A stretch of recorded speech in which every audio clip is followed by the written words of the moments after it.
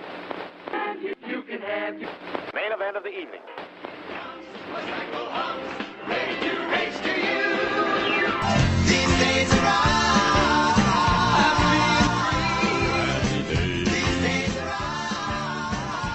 Hello and welcome to These Days Are Ours, a Happy Days podcast. I'm Peter. And I'm Joe. And today we are discussing Season 10, Episode 8, Such a Nice Girl. And before we go any further, content warning for sexual assault. Okay, Peter, tell us what happens in Such a Nice Girl.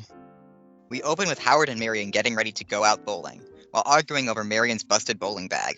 KC arrives, taking care to knock because the last time she didn't, Howard and Marion were being affectionate. You better get used to that because we happen to be a very affectionate couple. Not tonight, Howard. Marion is worried about how KC doesn't ever seem to go out. She talks to KC about the chores KC does for fun, and suggests KC start dating. KC, who wasn't allowed to be alone with boys at her all-girls school, worries about knowing what to do, and Marion reassures her. Life is a parade, and she doesn't want to walk behind the elephant. If a boy asks her out, KC should just go with the flow and see what happens. I'll give it a try. Oh, good. The next day at Arnold's, Arnold is spreading word of an upcoming costume party to raise money for a new freezer. Melvin is trying to work up the nerve to ask KC out, and is reassured by Flip and Tommy that since KC is new in town, she doesn't know Melvin at all. He walks up to KC and Jenny's table, and upon learning KC does know who he is, runs away. She knows me! My life isn't worth living! Fonzie and Roger enter, talking about a recent date of Roger's. Fonzie enters the men's room to find Melvin trying to drown himself in the sink. He graciously saves Melvin, and Melvin asks for help getting a date for Saturday night. Fonzie gives him a pep talk. Now, the thing is that you lack a positive self-image, which is up here, you understand? And an invigorated Melvin runs out and asks KC out. Or rather, tells her he's picking her up on Saturday at 8. KC decides to go with it. I guess I'm going out on my first date. The night of the party, Marion is helping KC get ready for her date. Melvin arrives, dressed as Superman, and Howard sets ground rules for him. Keep your feet off the table, the kitchen is closed, and she's got to be home by 11. Oh, no, that's fine, because I have to be home at 10:30. KC comes downstairs, dressed as Minnie Mouse, but Melvin has fled to Fonzie's apartment. There, Fonzie reassures him, sort of, and Melvin thanks him for being the only person who listens to Melvin's problems. Fonz? Yeah, I love you. Let that be our little secret, all right? KC isn't that upset, because she didn't really want to go, but Marion insists. And when Melvin returns, she practically pushes KC out the door. At Arnold's, people keep laughing at KC because of her date, while Jenny is planning to pick up a guy on the rebound when a couple inevitably gets into a fight. Melvin asks KC to dance for the first time that night, but the party thankfully ends before that can happen. KC wants to go home, much to Melvin's happiness. She wants to go to her place. Back at the Cunningham house, KC tries to make small talk, while Melvin cozies up to her. He then proceeds to chase her around the room, demanding she kiss him. My hormones are on roller skates. Pucker up, my little rodent. While Casey shouts no repeatedly, and ultimately gets Melvin into a headlock as Howard, Marion, and Fonzie enter. Fonzie, who had no idea Casey was Melvin's date, wants to kill him, but Casey unexpectedly stands up for him. She was afraid she wouldn't be able to handle herself with a boy alone, but she did pretty good. She's not going out with him again, but she offers to study for finals with him. Happy, Melvin leaves, while Marion goes upstairs with Casey to talk about the costumes. Howard asks Fonzie why he'd give advice to someone like Melvin, and Fonzie asks, Why would you hire someone like Patsy Weber? Later that night, Casey makes dessert for herself and Marion. Cherry's Jubilee. Marion apologizes for boys who aren't as nice as they should be, and recounts that she herself has had to make a getaway on several occasions. Jenny stumbles in, declaring that despite what the history books say, Abe Lincoln is an animal. Thank you, Peter. That was Such a Nice Girl. It first aired back on November 30th, 1982. Happy Days was followed that night by a new Laverne and Shirley, in which Laverne thinks she is jinxed after failing to respond to a chain letter. CBS had a new Bring 'em Back Alive. This week, Frank helps a Nisei agent infiltrate Japanese intelligence, and he rescues a friend from a prison that provides slave labor for a local Maharaja. And NBC aired the latest episode of Father Murphy. This week, one of the orphans, Lizette, begins work as an apprentice seamstress in town and falls in love with an arrogant, spoiled teenager. I'm a privileged boy. It's great, I gotta tell ya. Privileged boy. My dad can buy and sell ya. So, Peter, of those three choices, what are you watching? I have to admit, I am intrigued by the description of Bring 'em Back Alive. That seems like a lot of stuff for one episode. Bring 'em Back Alive is a very overstuffed program. So yeah, I'm probably watching that just out of curiosity. actually. Such a Nice Girl was directed by Jerry Paris, and it was written by the team of Neil Thompson and Nancy Steen. This is their very first Happy Days script. Around the same time, they were also writing for Police Squad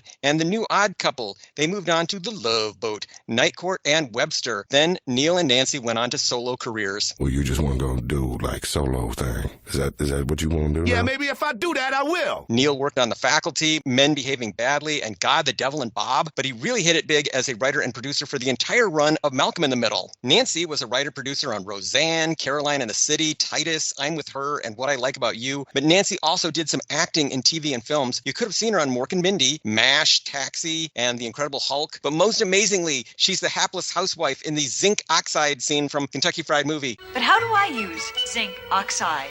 I really should see the Kentucky Fried Movie. It's a big blind spot for me. As for guest stars this week, as with last week's show, there's no one new. I should point out that this is the 5th episode in a row without Anson Williams. He'll be back next week, but he only appeared in 6 episodes during season 10. Peter, do you find yourself missing Anson Williams? Kinda, yeah. It's really very sad that he's in the main cast, but with Richie gone, they just can't find anything for him to do. I don't know if that's better or worse than Linda Goodfriend getting written off the show eventually when they realized they had no interest in her as a character. Neither one is great, but this is probably the biggest showcase ever for Scott Mitchell Bernstein as Melvin Belvin. As a reminder, Scott is an actor from New Jersey who is mostly known for his stage work, especially in the Las Vegas area. This is his only significant screen role. After Happy Days, Scott became an acting teacher and a workshop leader. Peter, what did you think of Scott Mitchell Bernstein as Melvin Belvin in this episode? I think his performance is more down to earth than that of the performance of Eugene Belvin. Like, Eugene is this very exaggerated white Urkel, whereas Melvin Belvin, despite having a sillier name, feels more like someone you might actually meet. And that becomes deeply disturbing because in this episode, Melvin decides that the best way to date a girl is to attempt to sexually assault her. I don't think it's necessarily a bad performance, but it's a very bad script. The script does him no favors. I'm trying not to be too critical of Scott Mitchell Bernstein. He didn't write this thing. I agree with what you said that he's a more realistic version of a nerd. For you, the point of comparison was Urkel. For me, Eugene is more of a Jerry Lewis type nerd, and Scott Mitchell Bernstein as Melvin is more of a Woody Allen type nerd. In more ways than one. I'm sure Scott Mitchell Bernstein is a lovely man and wonderful to work with, so I don't want to be too critical of him. As for songs this week, at Arnold's we hear What Did I Say by Ray Charles and Do You Love Me by the Contours. Later at the party, Pat Morita himself performs Blue Moon, a standard written by Rodgers and Hart in 1934. Blue moon. I do Peter, what did you think of Pat Morita's version of Blue Moon? So it turns out Pat Morita has a lovely singing voice. Who knew? And his voice is so deep. I had no idea that was what his singing voice was like. To me, Pat's version of Blue Moon was one of the highlights of this episode and one of the things that I will remember fondly when I try to suppress the memory of Such a Nice Girl. As for cultural and historical references this week, Marion says she needs a new bowling bag. Oh, Howard, I don't think my bowling bag is going to last another season. Oh, come on. You say that every year. Howard hesitates, but he really shouldn't. In today's money, a new bag only costs $20 to $30. That's $2 to $3 in their time. So I don't see why he's making such a big deal of it. Marion says Howard won't break 150. Now, don't kid yourself, Howard. Cold or hot, you're not going to break 150. In bowling, 300 is a perfect score. Well, 130 to 150 is average. Peter, have you ever even gone bowling? I have, on occasion. I'm not very good at it, but, it's fun under the right circumstances. Marion says she wore a fall. This is a hairpiece worn on the back of the head. Oh, and I wanted to look really special. I got this long fall, which I wore up in a bun on the top of my head. Marion claims she did this to look like Mary Astor in the 1942 spy drama Across the Pacific. Going to hear some things about me that aren't very nice. What kind of things? The tickets to Arnold's costume extravaganza are $5 a piece. That may not sound like much to us, but adjusting for inflation, that's more like $50 per person or $100 per couple. Oh my God, that's amazing. Yeah. Get that bread, Arnold. Well, Arnold had better save up, though, because a new freezer is going to cost him at least $2,000 in today's money, probably more like $3,000. Oh, wow. So imagine you paid $100 for a couple. You and a date to go to this thing is $100. Do you think they got their money's worth or even close? I don't, but I'm so glad that Arnold did that. Melvin says cowabunga. Belvin, I could get you a date that would correct your vision.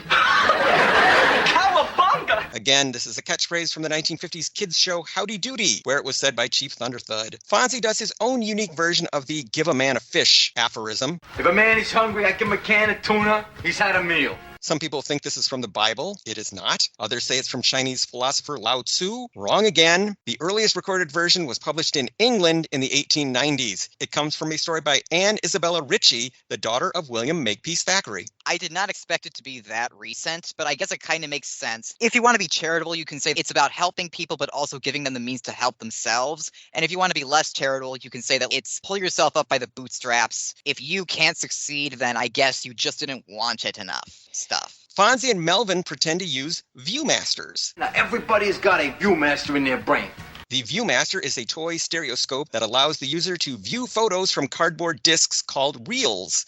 Viewmaster 3D artists draw lots of pictures. See? One in the back, one in the middle, and one in the front. When you see them all together in 3D, the characters look so real, you think you could reach in and touch them. The device was introduced in 1939. In the 1970s, there were numerous Viewmaster reels based on Happy Days. Looking back on old episodes, Joni actually gets a Viewmaster in Guess Who's Coming to Christmas. Mm-hmm. Fonzie says he feels like Rembrandt working with Crayolas. The Dutch artist Rembrandt lived from 1606 to 1669 and was famous for his portraits and biblical scenes. He worked with a variety of media, including ink, paint, and chalk, but never with Crayola crayons, since those have only been available since 1903. There is a line of crayons named after Rembrandt today, however. And you can buy one? And you, sir, can buy one? Jenny says that Melvin can try again with KC when Halley's Comet comes around again. Named for English astronomer Edmund Halley, whose name rhymes with valley, Halley's Comet is the only known short-period comet visible to the naked eye from Earth. It comes near us every 75 to 79 years. At the time of this story, the most recent sighting would have been 1910. The next would be 1986. Halley's Comet will be around again in 2061. Now we play the waiting game. Howard wants to see To Kill a Mockingbird. The film adaptation of Harper Lee's classic novel came out in 1962, just 2 years after the book. We just blew the 7:15 showing of To Kill a Mockingbird. Howard doesn't want to see the new Gidget movie because it's not even the same Gidget anymore. The first film in the franchise, simply called Gidget, came out in 1959 and starred Sandra Dee. But then Sandra moved over to the rival Tammy series at Universal, and Deborah Wally took over the role for 1961's Gidget Goes Hawaiian. But I'm guessing the Cunninghams are talking about the third Gidget movie, 1963's Gidget Goes to Rome, starring Cindy Carroll. Oh, Jeff, can you imagine Romeo and Juliet here? Romeo and Juliet were in Verona, Gidget. Don't be so literal. They missed an opportunity to make Gidget v. Tammy dawn of teeny boppers. They would have fought, but then they would have become allies against... Annette Funicello maybe could have been their enemy. I never took in that much Gidget content. I've seen a few episodes of the TV series with Sally Field, and that's pretty much it. By the way, Marion says they can go to the Majestic Theater. We'll go to the 7:30 show at the Majestic. Milwaukee did have a theater called the Majestic, but it closed down in 1932, so they're way late if they want to catch a show there. Howard's worst case scenario is Son of Flubber. We miss Gidget. We have to go see Son of Flubber. A 1963 sequel to Disney's live-action comedy, The Absent-Minded Professor. The second film brought back most of the cast, including Fred McMurray, Tommy Kirk, Nancy Olson, and Keenan Wynn. Peter, have you taken in much Flubber-related content in your life? I have very strong memories of the trailer for the 90s remake that was just called Flubber with Robin Williams in the lead role. Robin Williams. Go, move your little flubber booty. Because it was on the VHS tape for the Jungle Book that I watched a bunch of, and that's the extent of my experience with the absent-minded professor / Flubber. Howard refers to Melvin as Captain Whizbang. Captain Whizbang is here. There's some history here. In 1919, Wilford Captain Billy Fawcett founded Fawcett Publications, which was originally known for its humor magazine, Captain Billy's Whizbang. Is he starting to memorize jokes from Captain Billy's Whizbang? Eventually, Fawcett branched out into other types of publications, including superhero comics. Its most successful creation was Captain Marvel, who eventually became the target of a lawsuit from DC for being too close to Superman. Did you know that Fawcett was the same people who put out Captain Billy's Whizbang? I did not. That's kind of amazing. I guess it makes it all the sadder that DC basically sued them out of existence. It's also worth mentioning that after Captain Marvel basically got killed for several decades, DC hired on the co-creator, Otto Binder, to work on Superman and basically introduce a bunch of concepts from Captain Marvel into Superman, like flying and having a teenage girl counterpart. Melvin's costume is certainly reminiscent of Superman, though with an M on his chest instead of an S. The Man of Steel has been wearing red, blue, and yellow since his first appearance in 1938. Casey's costume is obviously modeled on Minnie Mouse, who debuted alongside Mickey in Steamboat Willie back in 1928.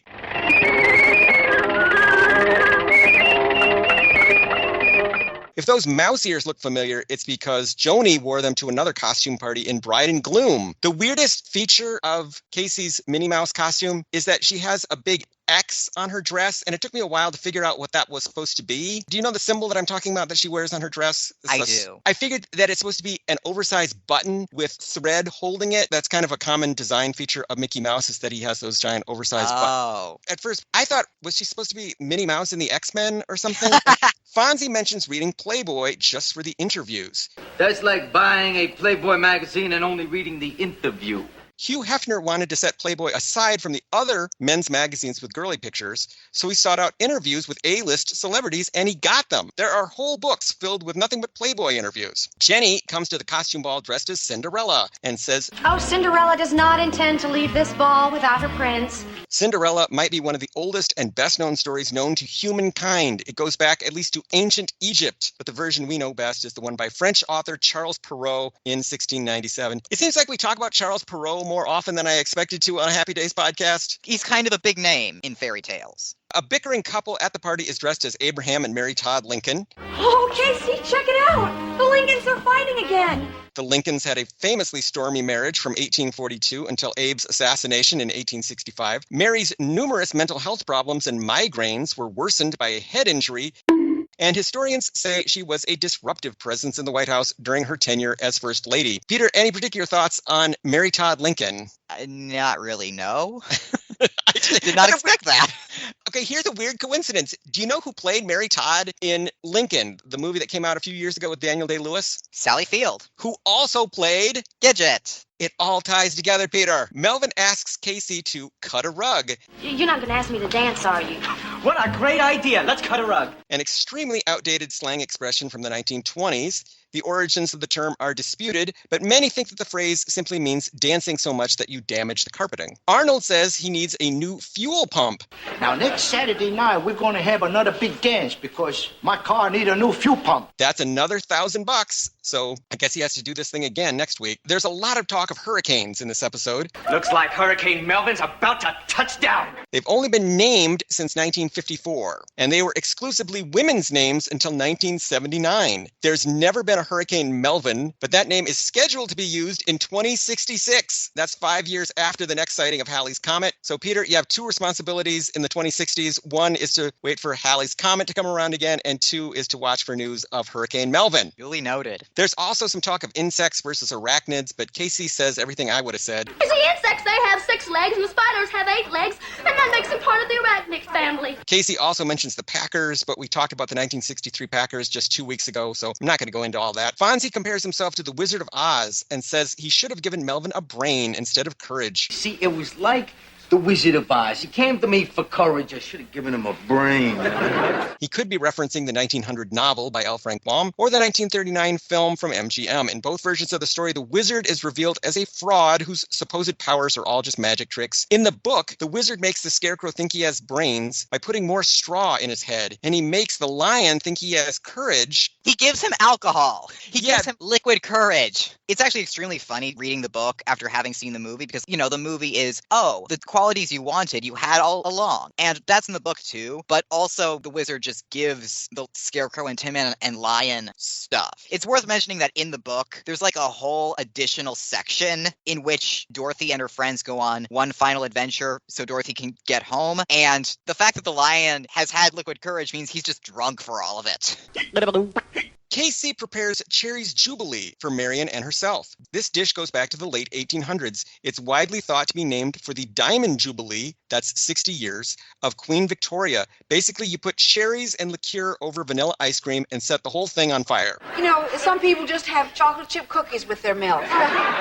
Were you familiar with this dessert even before this? I had heard the name, but I did not know it involved setting things on fire. That's pretty hardcore for a dessert. Jenny ends the episode by saying, I don't care what you've read in your history books, Abe Lincoln's an animal. Lincoln's sexuality, like that of J. Edgar Hoover, is a topic of much speculation, with some historians theorizing that Honest Abe was either homosexual or bisexual, despite having a long marriage to a woman. There's plenty of evidence for or against it. It can't be really conclusively proven. I'm more curious as to whether you thought that line was a reference to consensual or non-consensual activity. I would assume it was consensual because Jenny, she's a young woman with a lot of control over her sexuality, but the fact that this episode is about men behaving badly makes me wonder. I thought Jenny all but launched herself at Abe Lincoln at this party. Other observations this week, again, the Cunninghams leave their front door wide open. I realize they're filming this on a sound stage, but come on, I'm trying to suspend some disbelief here. Meet me halfway. I hate that, Peter. You're letting bugs in. I recently accused the Cunninghams of treating Casey like a servant girl, but I guess she does all that stuff voluntarily. Howard does take advantage, though. What do you think?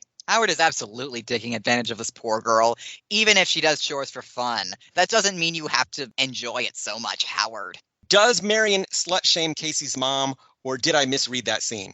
I don't think she did, but I do kind of see how you could read it that way. Aunt Marion, I want to thank you so much. My mother would have appreciated this little conversation we had. Oh, that's so sweet of you, dear. I'm sure your mother doesn't need any advice from me. I gotta admit, Roger's paddleboat story got a laugh out of me. When Roger and Fonzie are discussing Roger's date, he talks about how he and his date were by the lake, and it was so beautiful out, but they didn't have their bathing suits. The joke is that Fonzie thinks they're talking about skinny dipping, but nope, just good old non-sexual paddle boating. There is a subtle detail in this episode. Fonzie has taken down the pictures of the girls from his office at Arnold's. The only pictures there now are Ashley and Heather. Fonzie speaks for millions of viewers when he says, boy, do I miss my conversations with Richie. What did you think of that line, Peter? That felt kind of like fan service of a sort, in the sense that it is insulting Melvin. Yeah, it also would make the current actors on the show feel badly for themselves, especially Scott Mitchell Bernstein. Oh, that's a good point, yeah. It has been a while since Happy Days did a costume party episode. They used to do them all the time. How does this one measure up? Pretty well, I'd say. The costumes that we see are pretty fun. I would especially like to give a shout out to Jenny's big pink poofy Cinderella dress. Unlike Casey and Melvin's costumes, it's not specifically tied to a copyrighted character. Like, it's not based on the 50s Disney Cinderella. But yeah, that's a dress you could imagine Cinderella wearing. I would also like to give a shout out to Tommy's George Washington costume. And his date, who went as some sort of knight, possibly Joan of Arc. Mickey Wheatley is in this episode, Happy Days Extra Extraordinaire, and he is dressed as an old-timey prisoner in a stripy prison suit, which is ironic because Mickey eventually went on to be a lawyer. And to me, the saddest moment of the episode is when Casey literally runs out of Arnold's after the costume party. Melvin doesn't even seem to notice. She has no fun at this party at all, and I felt so badly for her in that moment. This episode is just one big humiliation for Casey. That moment is so horrible when she has to run out of the room in shame. And Fonz says to Melvin, I didn't know it was Casey, but Melvin's behavior would have been okay for some other girl? How is that fair? Yeah, real gross of you, Fonz. Real gross. Peter, were there any outstanding Happy Days fashions in this episode other than the costumes we've already talked about? No, not really. So, Peter, I will ask that age-old timeless question. Was this episode any good? This episode is kind of an interesting look at rape culture, in a way, where you see how all these seemingly innocuous things can empower it. We've got Marion basically telling Casey, yeah, if you go out with a guy, just go with the flow. Maybe you'll have a good time. And she's basically just pushing Casey into doing something that Casey explicitly says she does not want to do. And to Marion's credit, she does realize, oh, I screwed up big time and I put Casey in danger. Meanwhile, you've got Fonzie giving Melvin bad advice that ultimately empowers Melvin to just do whatever he wants and assume that what he wants matters more than Casey's agency. But then at the end, Casey kind of seems happy with the experience, even though it's really bad and traumatic because, well, now she knows that she can handle herself against a boy alone. Then she offers to let Melvin be her study buddy, and it's gross. Melvin gets off way too easily in this episode. The part where Fonzie compares him to Potsy is maybe more apt than it should be, given that Potsy did the same thing all the way back in season 3. The thing that I will say in defense of this episode is that at least it's very interesting and gave me a lot to think about. Other than that, this is a very uncomfortable and sad episode to watch. One of my least favorite moments is when Melvin just demands that Casey go out with him and she doesn't have any say in it whatsoever. I hated that. The only one really looking out for Casey in this episode is Jenny Piccolo. Jenny tries to get rid of Melvin right away, and she tries to keep Casey and Melvin apart during that party. She's the the only one who seems to see from a mile away that Melvin is bad news, stay away from him, etc. She's really the MVP of this episode. If there are things that I'm praising about this episode, Kathy Silvers is very funny in it, and I think Pat Morita is also quite funny all the way through it. This episode offers showcase moments for them. I didn't like the conclusion that this episode came to. I didn't like that Marion and Fonzie were steering people in the wrong direction. At least Marion came to her senses by the end of the episode. But the real problem in this story, and that they don't ever address, is that no one is listening to Casey. She's trying to explain her feelings on a situation, and nobody is paying attention. So I don't know whether to say people should or should not watch this episode. It is interesting. That's the best I can say for it. I'm not sure why Happy Days keeps doing these assaulty kind of stories, and I don't think we're done with those. I think there is at least one more involving Joni coming up, Yeah, right? that one plays it for a lot more drama than this episode does, and I guess if you're going to talk about sexual assault on your lighthearted family sitcom, that's probably a better way to do it. The thing is, if you're going to bring it up at all, you kind of need to have like a strong point of view about it and a reason to be doing it on your lighthearted family sitcom, because otherwise it feels like you're just playing it for laughs, which you shouldn't do. It's an uncomfortable viewing experience, but it is one that I will not soon forget. So, Peter, how can people keep up with us and find out about all the wonderful things that we are doing? Listeners can follow us on Twitter at Fonzie Podcast. They can follow me on Twitter at Peter Wolfranc. That's PeterVulfranc. And they can follow me on Twitter at show_A_Blevins. They can find this podcast online at thesedaysaroours.libsyn.com, and they can email us with questions, comments, and concerns at thesedaysaroourspodcast@gmail.com. So, Peter, what do we have on the docket for next week? Next week, Cunningham Hardware hits a rough patch and might go out of business in There's No Business Like No Business. Sounds like an emotionally fraught episode. So, see you later, alligator. In a while, crocodile. Blue moon, you saw me standing alone, without a dream in my heart, without a love of my own. Blue moon, you knew just what I was there for. You heard me saying a prayer for someone I really could care for. And then there suddenly appeared before me the only one my arms will ever hold. I heard somebody whisper, please adore me. And when I looked, the moon had turned to gold. Blue moon, now I'm no longer alone, without a dream in my heart, without a love of my own. That's pretty hardcore for a dessert.